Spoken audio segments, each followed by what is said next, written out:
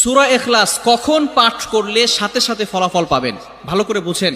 সূরা ইখলাস হচ্ছে পবিত্র কোরআনুল কারীমের ভিতরে ছোট সূরাদের ভিতরে অন্যতম একটি সূরা। তবে ফজিলতের দিক থেকে সূরা ইখলাস হচ্ছে গুরুত্বপূর্ণ ফজিলত, এবং এই সূরাটা এমন একটা সময় আল্লাহ পাক রব্বুল আলামিন নাজিল করে দিয়েছেন যখন আল্লাহ রাসূল সাল্লাল্লাহু আলাইহি ওয়াসাল্লাম দ্বীনের প্রচার করতে লাগলেন। এমন সময় আল্লাহ পাক রব্বুল আলামিন এক আল্লাহর দাওয়াত দিতে লাগলেন। তখন কাফেররা আল্লাহ রাসূল সাল্লাল্লাহু আলাইহি সাল্লামকে কোশ্চেন করলো যে, মুহাম্মদ, তুমি তো এক আল্লাহর দাওয়াত দাও, আমরা তো কোটি কোটি দেবতার পূজা করি, তারা আমাদের সমস্যার সমাধান করতে পারে না। তুমি যে আল্লাহর দাওয়াত দাও সেই আল্লাহ কয়জন এবং সেই আল্লাহর সন্তান আছে কিনা?